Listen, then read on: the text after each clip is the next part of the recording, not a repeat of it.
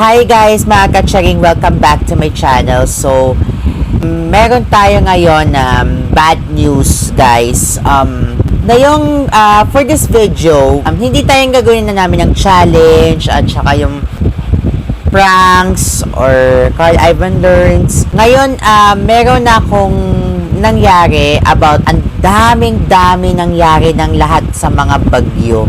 Bagyong Dante, bagyong Krising, tapos bagyong Emong or Imong. So, dami naman nang namamatay. Marami na sugatan, marami nang nalusong sa baha dahil po ang nangyari sa bagyo. Sobrang nahihinayang sa Diyos namin. Kasi alam mo, ang feeling natin na hindi ako naugbayan natin ng sa kanila. Kasi because there's a lot of the deaths of the floods, typhoons, marami naman nangyari. Kasi ang dami naman nang nag-evacuate ang dami na naman nangyari ng masamang panahon, di ba? Kasi I know to understand nangyari because I know that reason why is what makes happens about typhoon. Alam mo, ang dami nang namatay, ang dami na sugatan. Kasi marami na naman na rescue, di ba, dahil sa bagyo. Kasi ang dami nang natutulong sa mga nangangailangan nangyari ng bagyo. Kasi which is the bagyong Krising, Dante, and then yung Emong, no? Kasi a lot sa Metro Manila, yung sa lungsod na Maynila, nakita mo yung video na to, yung sa Taft Avenue, yung nang lubog siya ng baha. So, nakakalungkot.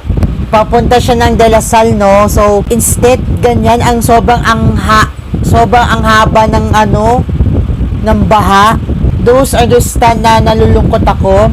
Meron din yung sa kalye na Quezon City, di ba? Yung marami wala na naman sasakyan, tapos nalubog ng baha. Yung mga sasakyan. So, nakakamangha na naman nangyari. And then yung instead of Tuesday, nangyari sa Marulas, Valenzuela, yung sa BDB. Doon ako nalulungkot. And then, ang dami naman yung sa Ilog, dun sa Las Piñas. Those other things na nakakalungkot. Pero ang nangyari nasasama ng panahon namin, there's a reason that why. Those are a lot of things around the Metro Manila. Ang dami naman ng lulubog around Quezon City. Tapos ang dami nangyari about class suspension, the guidelines, and also the official the office ng governments.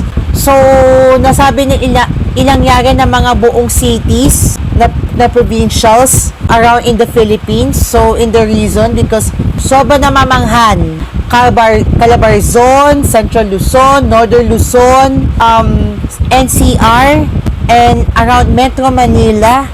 So nakakalungkot talaga. After 5 days, because of why their typhoons are dangerous, is very nangyari sa lahat. Hindi na naman nakikita namin ang pinakalusot namin ngayon around ng syudad, about the Manila, the governments, because the reason why hindi ko na inaasahan nila marami naman ng delikado, marami naman namamatay.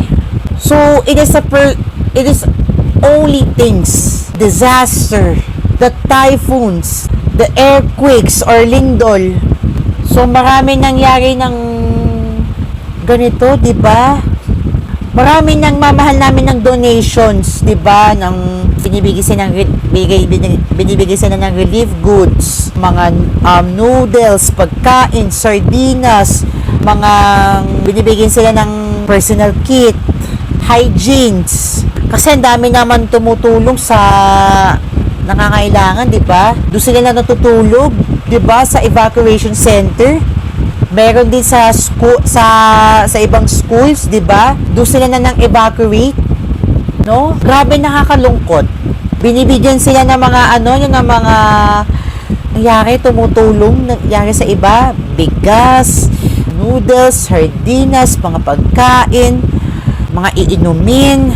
There's only a lot dami ng mga balita updates, di ba, nangyari sa mga balita about the National Disaster Risk and Management Council, or I don't know that meaning, the National Disaster Risk Reproduction and Council, hindi ko ano to, the acronym, the names, NDRRMC.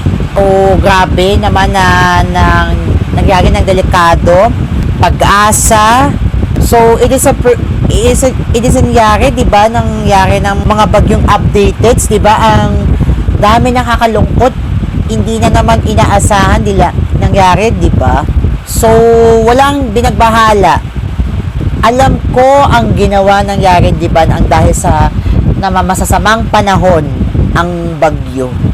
Ang daming lahat nangyari. Marami na naman ang tumutulong, maraming naman namamatay. Sobrang, ang dami na naman ang susugatan. Yung iba lang, work from home lang. Ano lang, natatahimik lang sa bahay, Netflix and chill lang, nagpapahingaan lang. Wala na namang hectic schedules, wala naman ang pupuntahan. Sarado ang mga malls, pati yung ganyan. Sobrang nakakalungkot. Because ang daming lakas ng ulan, di ba? Mga nababaha. Ang daming nangyari. Reason why the Metro Manila is very far. Di ba? Sa Pag-asa, ganun din. Around the Philippines. So, it is a person. Walang ganun. Tapos, ang dami na nangyari. The class suspensions, the official governments, the works, the suspendents. Walang nangyari. The gatherings, wala muna the gatherings kasi nga those a lot of weathers because of nangyari sa kanila. Because of the typhoon, di ba? Ano mo naman, nakakalungkot. The bazaar, wala mo na gatherings. The fundraising, wala muna. Concerts, wala muna. And then, a lot of pageants, wala muna sa pageants around the Metro Manila, the provincials, wala muna. Kasi due to the weather updated because ang dami na nangyari, sobrang lakas ng ulan, pero in the minute that point, dapat balik natin sa dati. Balik natin sa dati. Alam namin kahit kailan na pagprotektahan dahil sa mga nangyari about sa bagyo. The truth, a lot the point. There's a lot of things, di ba? So, walang ganon. Binibigay sila ng flashlights, the power bank, kapag nalulubat, nakikinig ka sa radyo, di ba?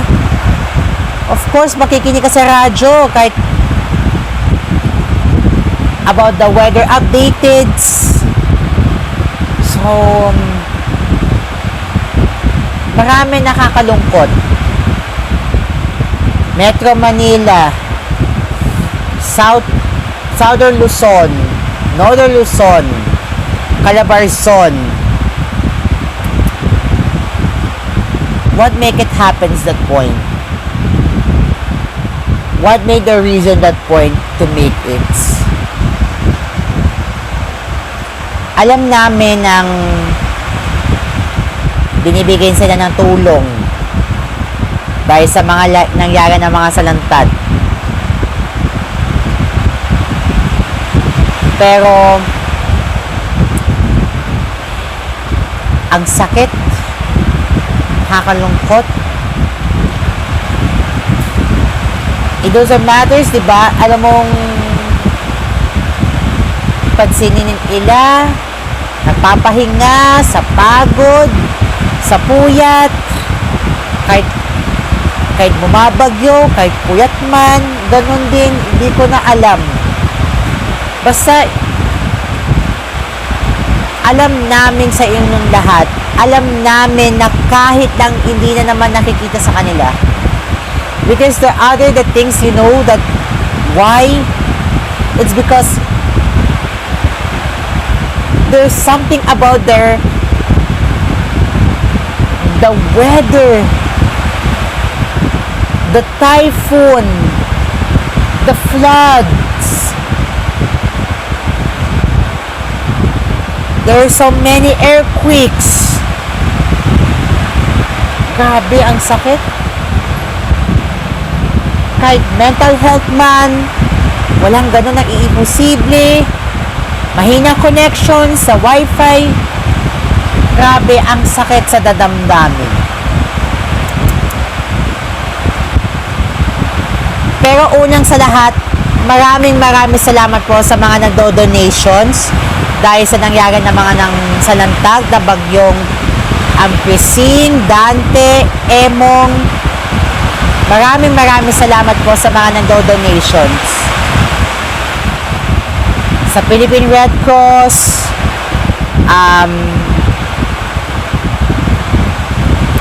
UNICEF Philippines, the Caritas Manila, at sa marami ng foundation sa network namin, ABS-CBN Foundation, GMA Foundation, GMA Kapuso Foundation, and all the platforms. TikTok, nagdo-donate sila dito. Lazada, nagdo-donate siya dito. Of course, Shopee, magdo-donate din. And other the donations din, Cebuana, Luwelier, Palawan Express, makikidonate sa iyong lahat. Maraming salamat po. Sa lahat ng mga nagdo-donations dyan, tulong na po, pakitulong na po sa iyong lahat sa mga suporta nangyari naman ng salantag na bagyo. Maraming salamat po sa mga napapanood sa akin, and this is a lot of stories, this is a lot of heartwarmings, the many of things that before you are. Maraming salamat po.